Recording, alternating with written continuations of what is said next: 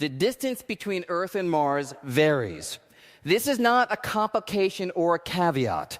It is the first and most important fact about the possibility of human travel between the two planets, and everything that follows in this conversation depends on understanding what it means. At their closest approach, a configuration called opposition. When Earth and Mars are on the same side of the Sun, and Mars is near its perihelion, the closest point in its elliptical orbit to the Sun, the two planets are separated by approximately 54 million kilometers. At their farthest separation, when they are on opposite sides of the Sun, the distance is approximately 401 million kilometers. The average distance, integrated over the full orbital cycle, is approximately 225 million kilometers. These numbers are not directly meaningful to human intuition. 54 million kilometers sounds like a lot. 225 million sounds like more. Neither connects to anything in ordinary experience. The largest distances that evolution equipped our ancestors to reason about directly were measured in kilometers, or at most in hundreds of kilometers. Our intuitive grasp of distance fails completely well before we reach the scale of continents, let alone planets. So let me translate. Light travels at 300,000 kilometers per second. It takes light approximately 3 minutes to cross the minimum Earth-Mars distance. At maximum separation, it takes approximately 22 minutes. What this means in practical terms is that any communication between Earth and Mars, any signal, any message, any radio transmission takes between 3 and 22 minutes to make the one-way trip. A conversation between Earth and Mars would have a minimum round-trip lag of 6 minutes and a maximum of 44. Not the latency of a bad internet connection, the latency of a fundamentally different communication regime. But communication lag, significant as it is the least of the problems with returning from Mars. The real problem is energy. And the real problem with energy is not merely that it is expensive in the financial sense, or that the technology to generate it does not yet exist, or that the engineering challenges are formidable. The real problem is that the physics of orbital mechanics, combined with the physics of rocket propulsion, creates a situation in which returning from Mars is not merely difficult, but is, in a specific and precise sense, absurdly harder than getting there in the first place. Let me explain why. Going to Mars requires escaping Earth's gravity well. The Earth's surface gravity is approximately 9.8 meters per second squared. To escape Earth's gravitational field entirely, to reach escape velocity, the speed at which an object no longer falls back but continues outward indefinitely requires accelerating to approximately 11.2 kilometers per second. This is a lot of speed. It is roughly 30 times the speed of sound in air at sea level. Generating this velocity for a payload of any significant mass requires an enormous amount of propellant. The relationship between propellant mass and payload velocity is described by the Tsiolkovsky rocket equation, named for the Russian mathematician who derived it in 1903. The equation states that the change in velocity achievable by a rocket is equal to the exhaust velocity of the propellant multiplied by the natural logarithm of the ratio of the initial mass of the rocket to the final mass of the rocket after the propellant is burned. The exhaust velocity is a property of the propellant chemistry for the most energetic chemical propellants currently available. It is approximately 4 to 4.5 kilometers per second. The logarithm is the problem. Because of the logarithm, the relationship between propellant mass and velocity change is not linear. To double the velocity change achievable by a rocket, you do not simply double the propellant. You square the mass ratio to achieve 4 times the velocity change. You need to raise the mass ratio to the 4th power. As the required velocity change grows, the required mass ratio grows exponentially. The delta V, the total change in velocity required for a round trip to Mars and back, is approximately 8 to 10 kilometers per second just to escape Earth's gravity and insert into a trajectory toward Mars, another kilometer or two to enter Mars orbit. Then another 3 to 4 kilometers per second to land on Mars, then another 4 kilometers per second to launch from Mars, then another kilometer or two to enter an Earth return trajectory, then several more to aerobrake or propulsively brake into Earth orbit. The total delta V for a round trip is in the range of 15 to 20 kilometers per second, depending on the trajectory choices and the timing of the mission relative to the orbital alignments of the two planets. 15 to 20 kilometers per second of delta V with chemical propellants that have exhaust velocities of 4 to 4.5 kilometers per second. The Tsiolkovsky equation tells you what this means. The mass of propellant required to deliver a given payload on a round trip to Mars is not twice or 5 times or 10 times the mass of the payload. It is many tens of times the mass of the payload. For a crewed mission with life support, return vehicle fuel, and enough payload to keep a crew alive on the Martian surface for any useful duration. The total initial mass in Earth orbit required to deliver the crew to Mars and bring them home is in the hundreds to thousands of tons. This is why returning from Mars is, in the current state of rocket technology, essentially impossible for any mission that could be launched in the near future. The missions that are currently envisioned for the first human landings on Mars.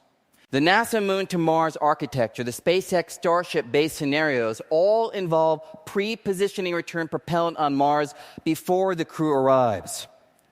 The plan is not to carry the return fuel from Earth. The plan is to manufacture it on Mars using a process called in-situ resource utilization, and specifically a chemical process called the Sabatier reaction or the reverse water gas shift reaction, which can produce methane fuel from carbon dioxide and water. Mars has carbon dioxide, it has water ice, it has sunlight in quantities sufficient to power industrial-scale chemical processing plants. The technology to do this is understood in principle. What has not yet been demonstrated is doing it reliably, at scale, over the timescales required in the Martian environment with the weight and power constraints of a Mars mission. This is the first critical link in the chain that must not break if anyone who lands on Mars is ever to return. The return propellant production facility must work. It must work without failure for the entire duration of the surface mission. It must produce enough methane and liquid oxygen to fuel a fully loaded ascent vehicle capable of launching the crew to Mars orbit for the trans-Earth injection. Burr plant fails. If any component of the production system fails, the crew on the surface has no way home. There is no other source of return fuel on Mars. There is no fuel depot in Mars orbit. There is no supply line from Earth that can deliver propellant faster than the minimum travel time of 7 to 9 months at favorable orbital alignments. The crew is dependent on a system that must work, that has never been tested in the actual Martian environment.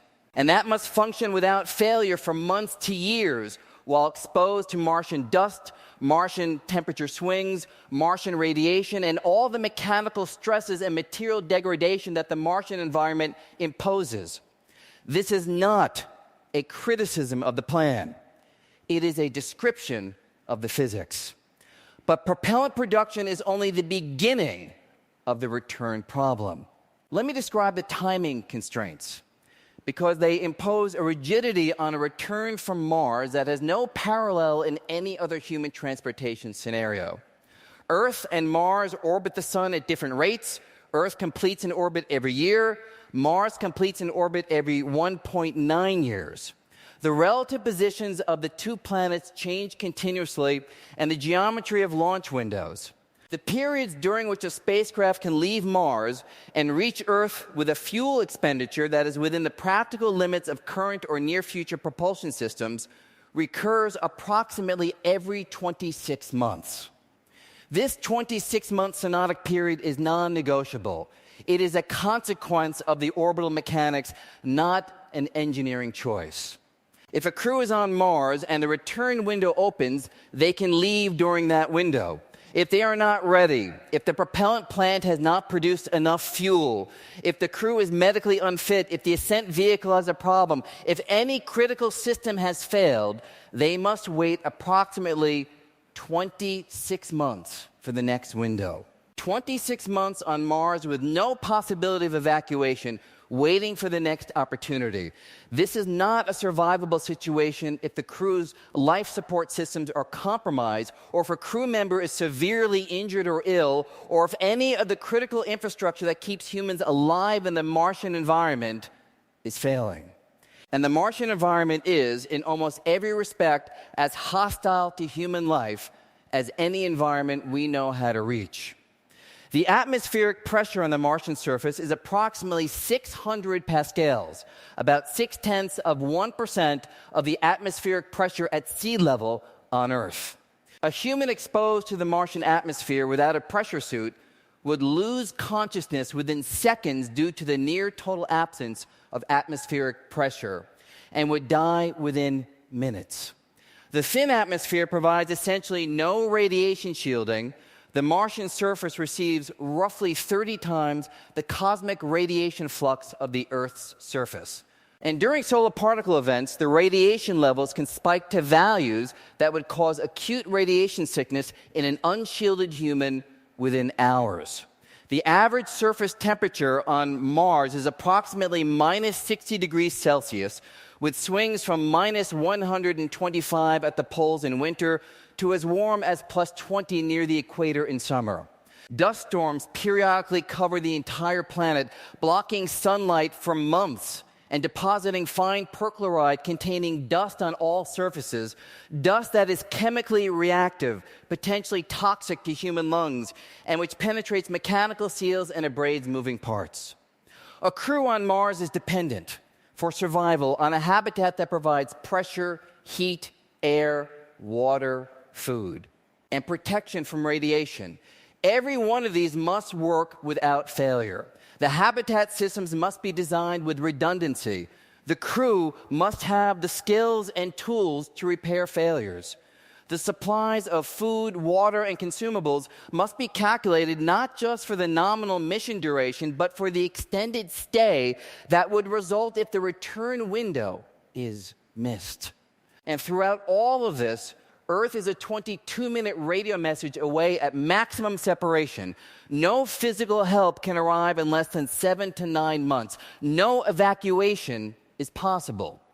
The crew is, more completely than any humans in history, on their own. This is what I mean when I say you cannot come back from Mars. Not that it is impossible in principle. The physics allows it, and eventually, with sufficiently advanced technology and sufficiently careful mission planning, humans will leave Mars and return safely to Earth. But for the missions being contemplated in the next decade or two, the return trip from Mars is not merely the second half of a round trip.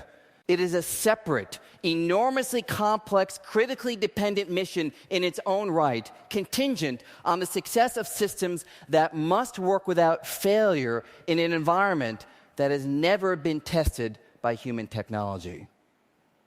The people who go to Mars first will know this. They will know it in the detailed technical sense. They will have studied the propellant production system, the ascent vehicle performance margins, the launch window constraints, the medical protocols for the extended stay scenario.